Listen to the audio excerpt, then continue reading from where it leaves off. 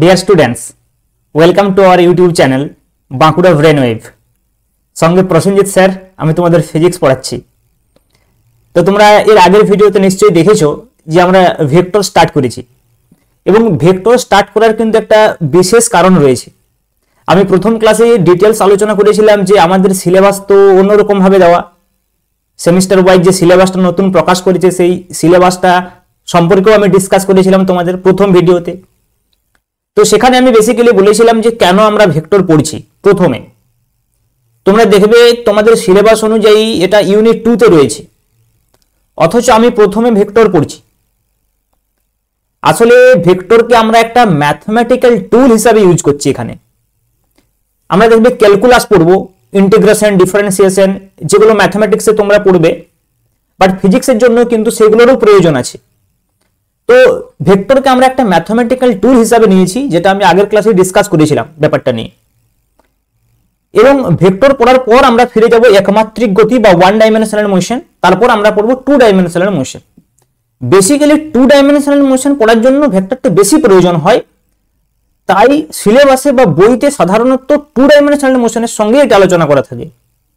কিন্তু আমরা যখন ডেফিনেশন দিতে যাব যে ভেক্টর কোয়ান্টিটি গুলো মোশনের ক্ষেত্রে, যেরকম বেগ, ত্বরণ, অবস্থান, সরণ, যেগুলো একটা ভেক্টর রাশি, তাই যদি আমাদের ভেক্টর সম্পর্কে আগে ধারণা থাকে তাহলে ওটা অনেক ইজি হয়ে যাবে ডেফিনেশন দিতে। কারণ ডেফিনেশন যখন আমরা দিই কোনো একটা রাশির, কোনো একটা ফিজিক্যাল কোয়ান্টিটির, তখন তো আমরা কোনো একটা পার্টিকুলার চ্যাপ্টারের জন্য ডেফিনেশন দিতে পারি না, ডেফিনেশন একটা ওভারঅল ব্যাপার।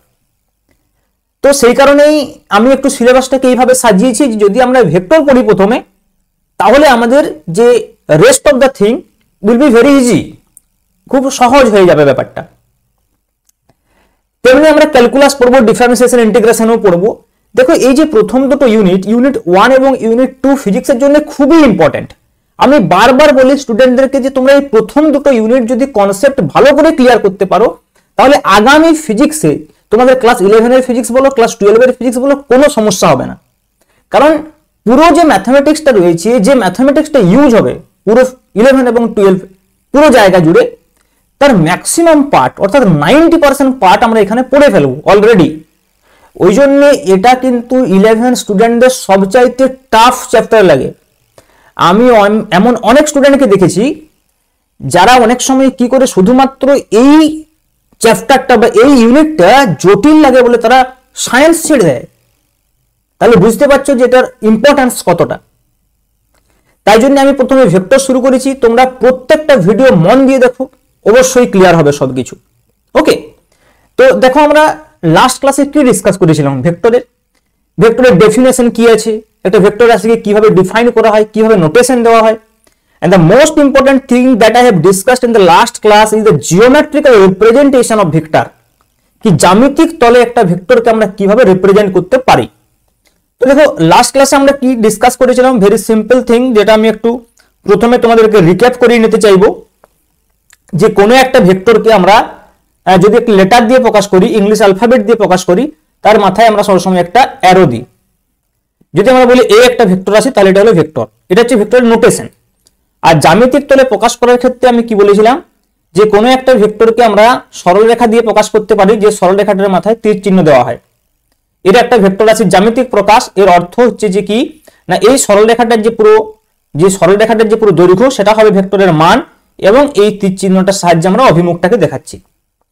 এখন দেখো ভেক্টরের মানটাকে আমরা সাধারণত প্রকাশ করি সিম্পল এ দ্বারা। যেমন এ হচ্ছে একটা ভেক্টর রাশি, বাট যদি সিম্পল আমরা এ লিখি, তার মানে হচ্ছে ম্যাগনিটিউড এ। অর্থাৎ এ ভেক্টরের মান যদি আমরা বলি, এ ভেক্টর এর মান, সেটা আমরা সিম্পল এ লিখতে পারি। অথবা আরেকটা পদ্ধতি রয়েছে, অর এ ভেক্টর লিখে আমরা মডিউলার সাইন দিতে পারি। তো আমরা এইভাবে প্রকাশ করতে পারি অথবা এইভাবে প্রকাশ করতে পারি, দুটো যে কোনো একটা আমরা ইউজ করতে পারি। ওকে, ভেক্টরের মান প্রকাশ করার জন্য।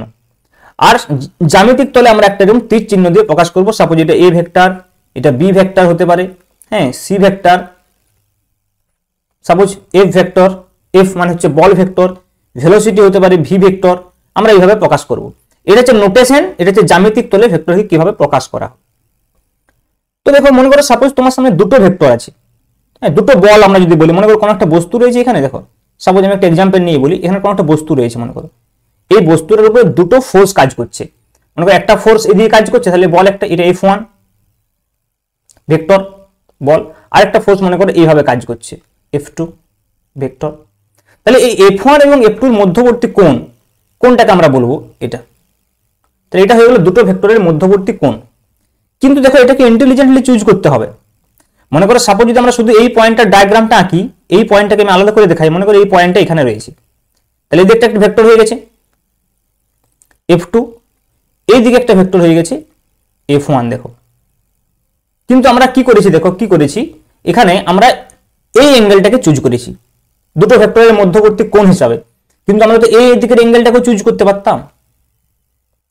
তাহলে এখান থেকে তোমার একটা কি ধারণা হলো বলো তো, যে কোণটা ছোট হবে, দুটো ভেক্টরের যে ইন্টারসেকশনের ফলে যে দুটো কোণ উৎপন্ন হচ্ছে, বেসিক্যালি যে ইন্টারসেকশন বলবো না, যে পয়েন্ট থেকে স্টার্ট হচ্ছে, ইনিশিয়াল পয়েন্টে যে দুটো পয়েন্ট এরা মিট করেছে, মানে এদের টেল বলা হয়। এই ভেক্টরের এই অংশটাকে বলা হয় হেড, এটা মনে রাখবে, এটা অনেক সময় ইউজ করা অনেক বইতে। আর এই অংশটাকে বলা হয় টেল।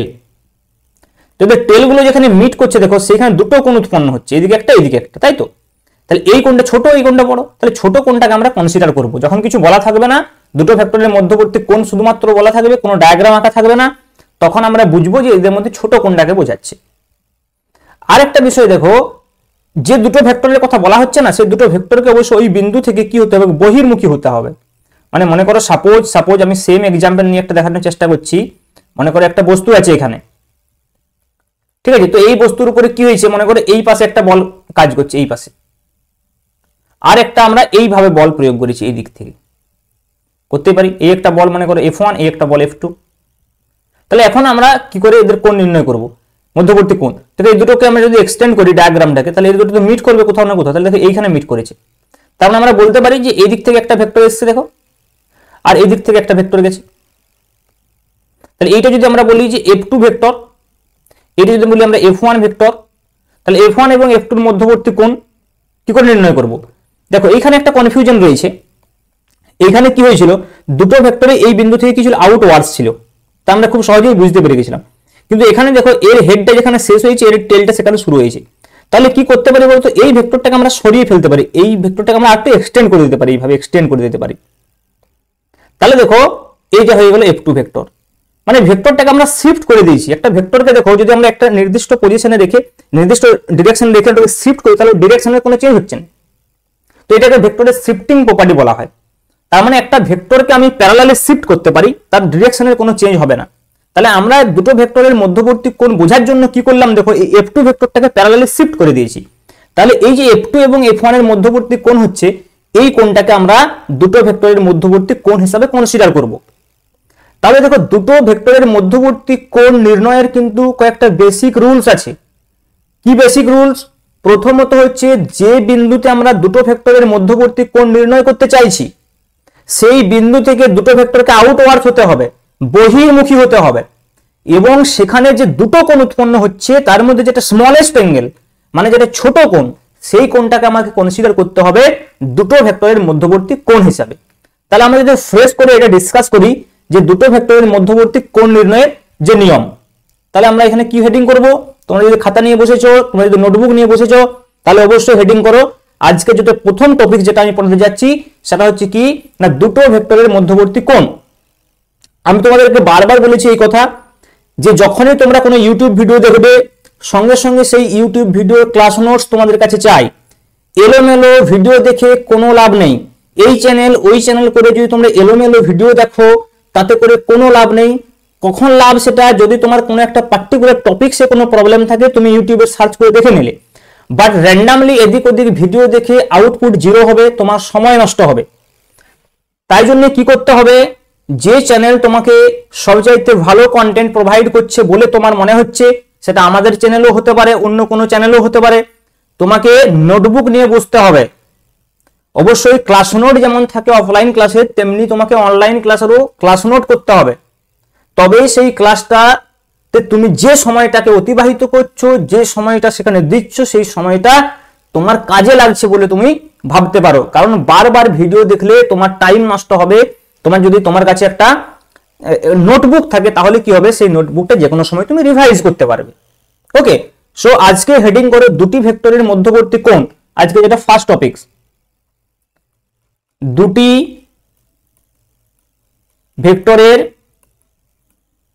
ভেক্টরের মধ্যবর্তী কোণ, অ্যাঙ্গেল বিটুইন টু ভেক্টর, ইংলিশটা পারলে লিখে নিও ব্র্যাকেটে। ওকে, অ্যাঙ্গেল বিটুইন, কারণ তোমাকে ইংলিশের দিকে সুইচ করতে হবে আস্তে আস্তে অবশ্যই। Angle between two vectors. দেখো প্রথম রুল কি, ফার্স্ট রুল কি, ভেক্টর দুটিকে একটি নির্দিষ্ট বিন্দু থেকে বহির্মুখী হতে হবে। ভেক্টর দুটিকে, যে বিন্দুটার কথা আমরা বলছি, তাহলে ভেক্টর দুটিকে একটি বিন্দু থেকে বহির্মুখী হতে হবে।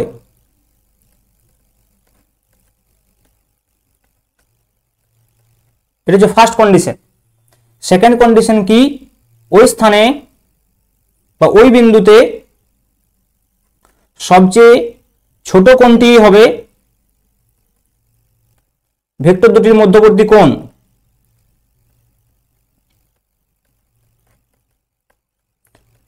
কোণটি হবে ভেক্টর দুটির মধ্যবর্তী কোণ। ওকে, নোট করে নাও। দেখো আমি এক্সাম্পলের মাধ্যমে তোমাদেরকে এটা বোঝানোর চেষ্টা করছি। যেরকম আমি এক্সাম্পল আগে দিয়েছিলাম, এখানে আমরা আবার কয়েকটা এক্সাম্পলের সাহায্যে বোঝানোর তোমাকে চেষ্টা করছি। আমি তোমাদের 3টা ডায়াগ্রাম দিচ্ছি, তোমরা ডায়াগ্রামটা থেকে বলবে যে এ এবং বি দুটো ভেক্টরের মধ্যবর্তী কোণ কত। সাপোজ মনে করো আমি এখানে একটা এক্সাম্পল দিলাম, এদিকে মনে করো ভেক্টর রয়েছে এ ভেক্টর, এদিকে মনে করো একটা ভেক্টর রয়েছে বি ভেক্টর। আমি বলছি এই কোণটা 60 ডিগ্রি। ওকে, এদিকে মনে করো একটা ভেক্টর রয়েছে এ ভেক্টর, আর একটা ভেক্টর রয়েছে মনে করো সাপোজ এইভাবে। এই কোণটা দিয়ে দেওয়া হয়েছে 120 ডিগ্রি। এদিকে একটা ভেক্টর আছে এ ভেক্টর, আর একটা ভেক্টর মনে করো এইভাবে এসছে বি ভেক্টর, এই কোণটা দেওয়া আছে 60 ডিগ্রি। তোমাকে দুটি ভেক্টর এ এবং বি এর মধ্যবর্তী কোণ নির্ণয় করতে বলেছে প্রত্যেকটা ডায়াগ্রামের ক্ষেত্রে। This is diagram A, diagram B এবং ডায়াগ্রাম সি। তাহলে প্রথমে বলো ডায়াগ্রাম এ তে এ এবং বি ভেক্টরের মধ্যবর্তী কোণ কত হবে। দেখো এখানে একটা জিনিস পরিষ্কার দেখা যাচ্ছে যে এই বিন্দু থেকে দুটো ভেক্টরই, অর্থাৎ এ ভেক্টর এবং বি ভেক্টর দুটো ভেক্টরই কিন্তু আউটওয়ার্ডস, এবং দেখো এটাই এদের মধ্যবর্তী সবচেয়ে ছোট কোণ, কারণ এদের কোণটা কত 300 ডিগ্রি, এটা 60 ডিগ্রি। তাহলে দেখো এখানে যদি আমরা বলি যে দুটো ভেক্টরের মধ্যবর্তী কোণ থিটা সমান 60 ডিগ্রি, কিন্তু দেখো এখানে 120 ডিগ্রি হবে না। কেন 120 ডিগ্রি হবে না? কারণ দেখো এই বিন্দুতে দুটো ভেক্টর বহির্মুখী হয়নি। কন্ডিশন কি ছিল? বহির্মুখী হতে হবে। তাহলে দেখো এই বিন্দুতে কি হয়েছে, দেখো বি ভেক্টরটা এখানে শেষ হয়েছে, এই ভেক্টরটা শুরু হয়েছে। তাহলে বি ভেক্টরটাকে যদি আমরা প্যারালালি শিফট করে দিই এদিকে, তাহলে এই কোণটা নিতে হবে। দেখো তাহলে এটা যদি 120 ডিগ্রি হয়, এটা 60 ডিগ্রি। তার মানে দেখো এখানেও কিন্তু এ এবং বি ভেক্টরের মধ্যবর্তী কোণ 60 ডিগ্রি, যদিও ছবিতে দেখানো ছিল 120 নয়। এখানেও সেম থিং। দেখো এই ভেক্টরটা কি হয়েছে, এখানে শেষ হয়েছে, এই ভেক্টরটা শুরু হয়েছে। তাহলে দুটোকে বহির্মুখী হতে হবে, তাহলে এই ভেক্টরটাকে এদিকে এক্সটেন্ড করতে হবে প্যারালালি বি ভেক্টর। তাহলে দেখো এ এবং বি এর মধ্যবর্তী কোণ এটা হয়ে যাবে, কারণ এটা ফার্স্ট ক্রাইটেরিয়া, তারপর তো ছোট কোণ। হ্যাঁ, তাহলে যদি এটা এদিকে নিয়ে আসি তাহলে কত হবে, এটা 120 ডিগ্রি, 60 প্লাস 120 180, টোটাল 120 ডিগ্রি। তাহলে এখানে থিটা সমান 120 ডিগ্রি। দেখো তাহলে তোমাকে প্রথমে কি করতে হবে, ভেক্টর দুটিকে একটা নির্দিষ্ট বিন্দু থেকে বহির্মুখী হতে হবে, তারপর কি হবে, ওই বিন্দুতে সবচেয়ে যেটা ছোট কোণ হবে সেটাই হবে ভেক্টর দুটির মধ্যবর্তী কোণ। ওকে, এবার আমরা কতগুলি বিশেষ ধরনের ভেক্টর সম্পর্কে আলোচনা করব। Some important vectors. Some important vectors. Vector অনেক ধরনের হবে, আমরা যতগুলো সম্ভব ডিসকাস করছি, আবার পরে যখন অন্যান্য জায়গায় আমরা সেগুলোকে পাবো আমরা সেখানে আবার ডিটেলস বলবো। প্রথমে আমরা মোটামুটি যেগুলো মোস্ট কমনলি ইউজ হয় কতগুলো বিভিন্ন ধরনের ভেক্টর সেগুলো সম্পর্কে আলোচনা করব। যেরকম প্রথমে আমি বলতে পারি সমান ভেক্টর কাকে আমরা বলবো। দেখো তোমরা কিন্তু নোট করবে একদম পরপর ক্লাস ওয়ার্কটা। সমান ভেক্টর, ইকুয়াল ভেক্টর। দেখো আমি প্রথমে বলেছিলাম যে দুটো ভেক্টর, যে কোনো ভেক্টর রাশির ক্ষেত্রে ভেক্টরে কি থাকে, মান এবং অভিমুখ দুই থাকে। তাহলে দুটো ভেক্টর ইকুয়াল বলছে মানে কি, ভেক্টরের মান এবং অভিমুখ দুই একই হবে। তাহলে A vector equal to B vector কখন হবে না, ভেক্টরের মান সমান মান এবং অভিমুখ দুইয়ের সমান হতে হবে। মান এবং অভিমুখ সমান, অভিমুখ সমান। তাহলে আমরা যদি জিওমেট্রিক্যালি প্রকাশ করি, দুটো দৈর্ঘ্য, দুটো ভেক্টরের যে দৈর্ঘ্য একই হবে। এটি যদি হয় এ ভেক্টর, এটি যদি হয় বি ভেক্টর, তাহলে অভিমুখ একই দিকে হবে এবং দুটো ভেক্টরের দৈর্ঘ্য একই হবে। তবে আমরা বলতে পারি দেখো A vector equal to B vector. এবং এখানে একটা জিনিস তোমাদেরকে খেয়াল রাখতে হবে, দুটো ভেক্টর যেহেতু অভিমুখ একই, তাহলে আমরা বলতে পারবো ভেক্টর দুটির মধ্যবর্তী কোণ কত, 0 ডিগ্রি, কারণ দুটো ভেক্টর একই দিকে আছে। তাহলে মধ্যবর্তী কোণ theta is equal to 0 degree. Next দেখো নাম্বার 2, সমান্তরাল ভেক্টর, প্যারালাল ভেক্টর।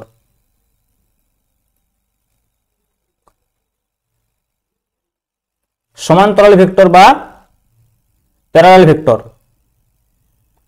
তাহলে দেখো প্যারালাল ভেক্টরের ক্ষেত্রে তোমাকে যেটা খেয়াল রাখতে হবে মোস্ট ইম্পর্টেন্ট, সেটা হচ্ছে কি না, ভেক্টর দুটোর মান সমান নাও হতে পারে কিন্তু অভিমুখ সমান হতেই হবে। মনে করো এটা একটা ভেক্টর হচ্ছে এ আর একটা ভেক্টর বি, দেখো দুটো ভেক্টরের লেন্থ সমান নেই কিন্তু অভিমুখ সমান, অর্থাৎ থিটা ইকুয়াল টু 0 ডিগ্রি হলে সমান্তরাল vector. A equal to B হওয়ার প্রয়োজন নেই, এ প্যারালাল টু বি হবে তখনই যদি থিটা 0 ডিগ্রি হয়। তার মানে দেখো সমান ভেক্টর যেগুলো রয়েছে তারা অবশ্যই সমান্তরাল ভেক্টর, কারণ এরা তো সমান্তরাল বটেই কিন্তু এরা সমান্তরাল হলেও সমান নয়। তাহলে সমান ভেক্টর অলওয়েজ সমান্তরাল হবেই, কিন্তু সমান্তরাল হলেই যেটা সেটা সমান হবে তার কোনো গ্যারান্টি নেই। ওকে, নেক্সট নাম্বার 3 আমরা বলতে পারি দেখো একরেখীয় ভেক্টর। একরেখীয় ভেক্টর মানে এগুলো যেমন আমরা আলাদা আলাদা জায়গায় আঁকছিলাম, এখানে কিন্তু আমাদেরকে একটি রেখা বরাবর আঁকতে হবে, সেটাকে কোলিনিয়ার ভেক্টর বলা হয়। দেখো একরেখীয় ভেক্টর বা বলতে পারি, যদি তোমাদের স্পিড হয়ে যায় ভিডিও তোমরা পজ করে লিখে নেবে খাতাতে। ওকে, কোলিনিয়ার ভেক্টর। তো কোলিনিয়ার ভেক্টর কি দেখো, একই রেখার উপরে থাকবে। মনে করো সাপোজ এটা একটা ভেক্টর রয়েছে এ, এই রেখার উপরে যদি একটা ভেক্টর থাকে বি, এইভাবে, তখন আমরা এই এ এবং বি ভেক্টরকে কোলিনিয়ার ভেক্টর বলবো। এবং দেখো এখানেও কিন্তু যেহেতু দুটো ভেক্টর অভিমুখ একই রয়েছে, কাজে theta is equal to 0 degree হবে। নেক্সট যেটা আমরা বলবো সেটা হচ্ছে কি না বিপরীত ভেক্টর, বা এটাকে ঋণাত্মক ভেক্টরও বলা হয়। দেখো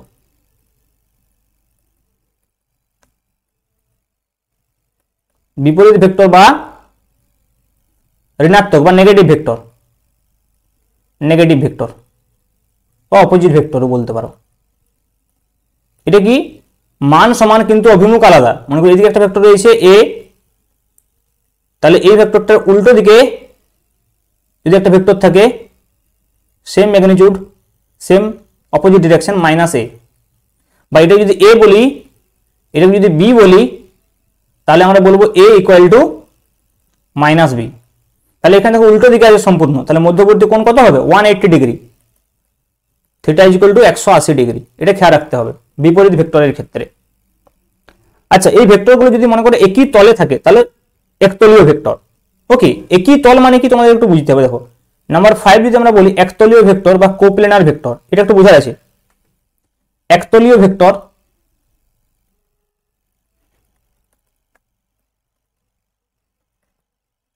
বা আমরা বলতে পারি কোপ্লেনার ভেক্টর। কোপ্লেনার ভেক্টর দেখো একতলীয় ভেক্টর বা কোপ্লেনার ভেক্টরটা আসলে কি, তোমাদেরকে একই প্লেন বিষয়টা কি সেটা বুঝতে হবে। একই তল বলতে কি বোঝায় দেখো, মনে করো সাপোজ তোমাদের কাছে আমি একটা সাপোজ এইভাবে ডায়াগ্রাম আঁকছি, এটা মনে করো একটা প্লেন, এটা প্লেন, এটা প্লেন, আবার একটা প্লেন আছে মনে করো এই পাশে, দেখো এটা একটা প্লেন। তাহলে এই উপরে একটা প্লেন হয়ে গেল আর নিচে একটা প্লেন। মনে করো কোনো একটা ভেক্টর আছে এ ভেক্টর এখানে, বি ভেক্টর এখানেই আছে, সি ভেক্টর এখানেই আছে। দেখো ডিরেকশন বিভিন্ন, A vector B vector C vector কিন্তু একই তলে আছে। তেমনি আবার এখানে আমি সাপোজ একটা ভেক্টর আঁকছি মনে করো এফ ভেক্টর, তো এফ ভেক্টর কিন্তু অন্য তলে আছে। আমি যদি নাম দিই P Q R S M N, তাহলে এম এন আর এস কিন্তু একটা তল। আবার দেখো পি কিউ আর এস একটা আলাদা তল। তাহলে এফ ভেক্টর, আবার যদি এখানে আমি অন্য কোনো একটা ভেক্টর এঁকে দিই, সাপোজ কিউ ভেক্টর এদিকে এঁকে দিলাম, কিউ ভেক্টর। তাহলে দেখো এফ এবং কিউ ভেক্টর কোন তলে আছে? পি কিউ আর এস তলে আছে। এ বি সি ভেক্টর কোন তলে আছে? এম এন আর এস তলে আছে। তাহলে দেখো এ বি সি এরা একতলীয় ভেক্টর, এফ কিউ এরা একতলীয় ভেক্টর, কিন্তু এ এফ একতলীয় নয়। এ আছে কোন তলে? এম এন আর এস তলে। এফ আছে কোন তলে? পি কিউ আর এস তলে। তার মানে একতলীয় ভেক্টর, অর্থাৎ ভেক্টরটাকে একই তলের উপরে লাই করতে হবে।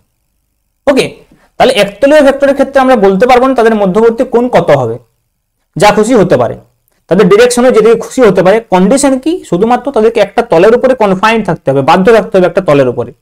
তাহলে আমরা তাকে বলবো কি না একতলীয় ভেক্টর। ওকে, তাহলে নিশ্চয়ই তোমাদের এই সাধারণ যে ভেক্টরগুলো ছিল, সমান ভেক্টর, সমান্তরাল ভেক্টর, হ্যাঁ, বিপরীত ভেক্টর, একতলীয় ভেক্টর, এগুলো সম্পর্কে একটা মোটামুটি বেসিক আইডিয়া তোমাদের হয়েছে। আচ্ছা, ভেক্টরের ক্ষেত্রেও কিন্তু আমরা একক ভেক্টর এবং জিরো ভেক্টর এই সমস্ত বিষয়গুলো কিন্তু আসবে। তাহলে নেক্সট আমরা ডিসকাস করি, দেখো মোস্ট ইম্পর্টেন্ট একক ভেক্টর। এটা একটা খুব ইম্পর্টেন্ট ভেক্টর।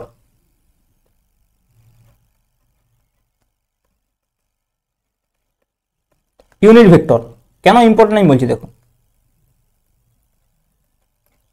ইউনিট ভেক্টর কেন ইম্পর্টেন্ট।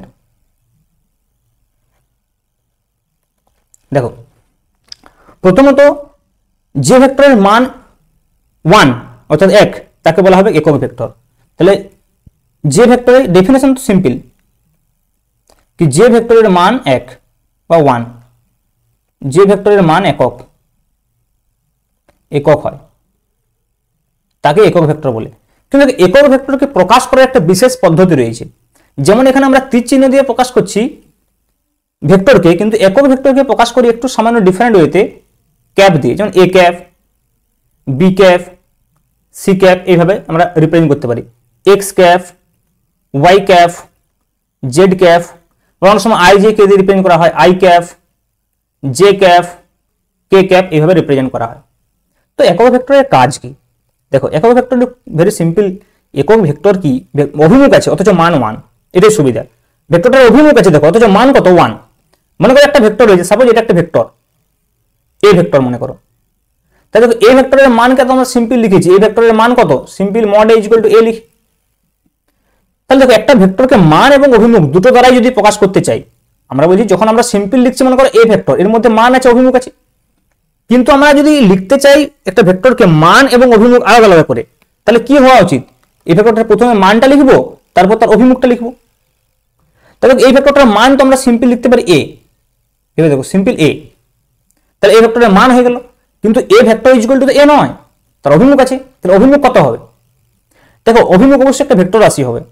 তাহলে এখানে যদি আমরা একটা ভেক্টর রাশি দিয়ে দিই এবং সেই ভেক্টর রাশিটার যদি কোনো একটা মান থাকে 2, 3, তাহলে সেই 2, 3টা তো এইদিকে চলে আসবে না, তাহলে ভেক্টরটাকে দ্বিগুণ করে দেবে। মনে করো এখানে আমি এমন একটা ভেক্টর দিলাম যে ভেক্টরটার মান 2। আমি কি বলছি বুঝতে পারছো কথাটা? আমি বলছি এ ভেক্টরকে আমি কিভাবে প্রকাশ করছি, এ ভেক্টরের মান ইনটু তার অভিমুখ। তাহলে অভিমুখটা আমি এমন একটা ভেক্টর দেবো যাতে করে এর মানটা চেঞ্জ না হয়ে যায়। তাহলে সেটা কে একমাত্র করতে পারবে? একক ভেক্টর। কারণ একক ভেক্টরের মান তো 1, গুণ করলে কোনো চেঞ্জ হবে না মানের।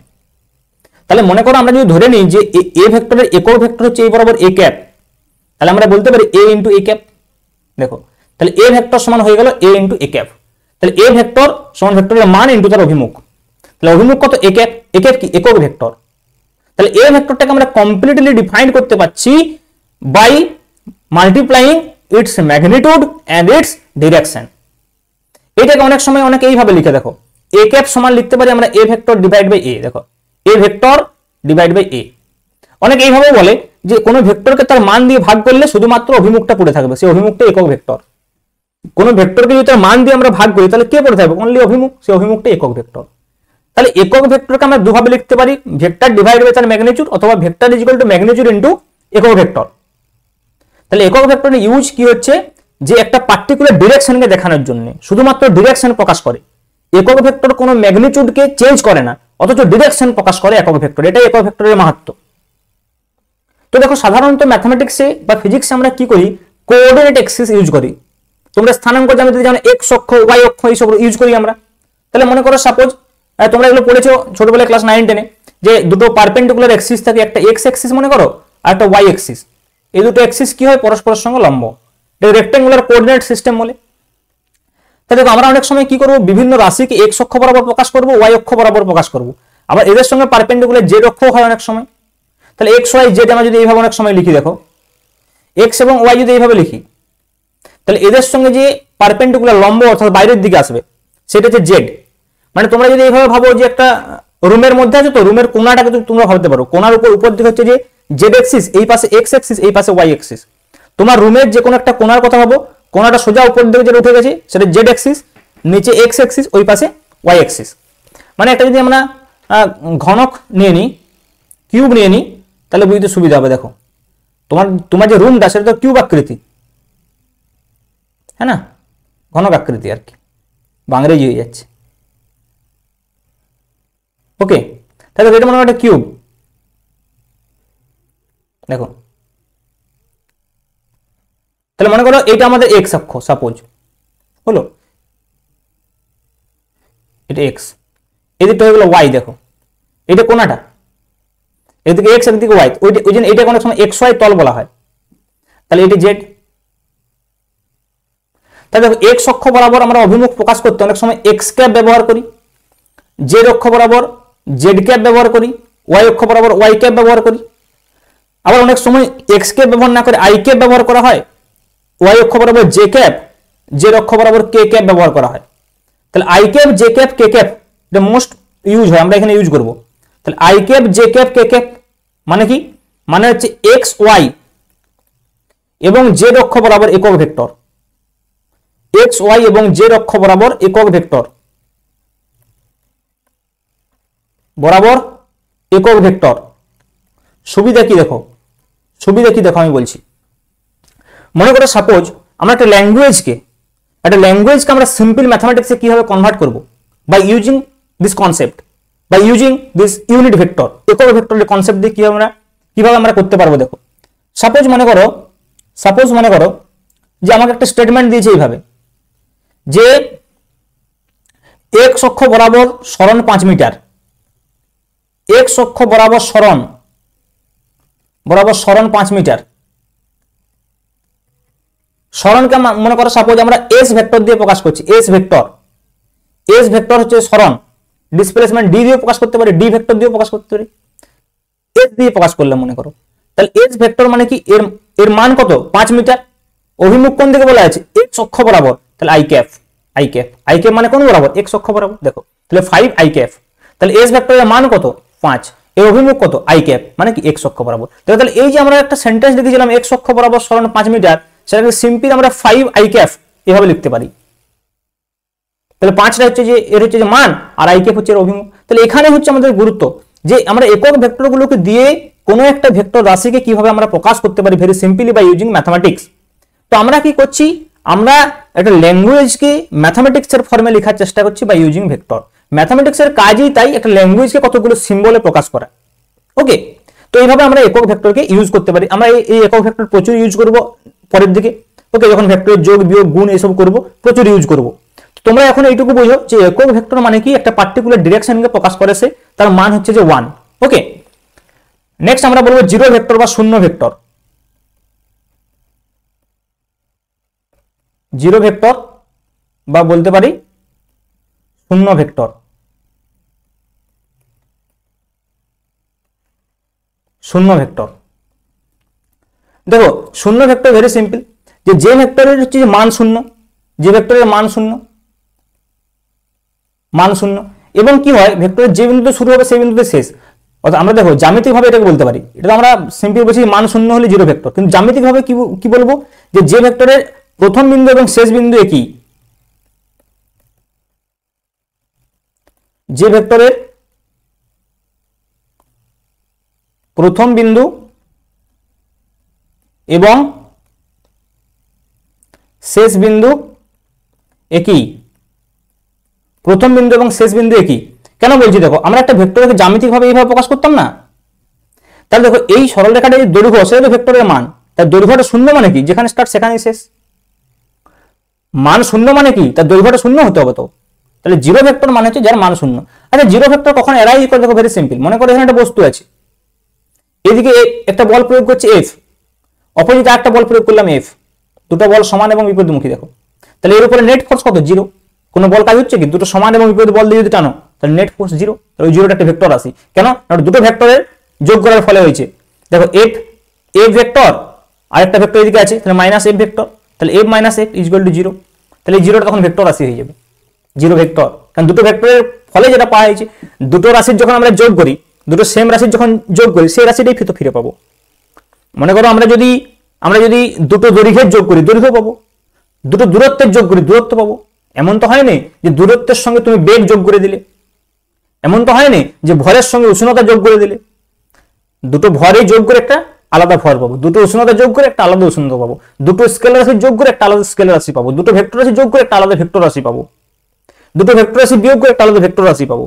তাহলে এফ মাইনাস এফ, দুটো ভেক্টর রাশি বিয়োগ করছি, জিরো পাবো, সেটা ভেক্টর রাশি হতে হবে। ওকে, তাহলে দেখো এই কতগুলো বেসিক ইনিশিয়াল যে ভেক্টর রাশি সম্পর্কে তোমাদেরকে একটু ধারণা থাকা দরকার। নেক্সট ক্লাসে আমরা আরো কয়েকটা ভেক্টর রাশি সম্পর্কে আলোচনা করব এবং আমরা ভেক্টরের যোগ বিয়োগের দিকেও চলে যাব। ওকে, তো আজকের জন্য এইটুকুই। Thank you.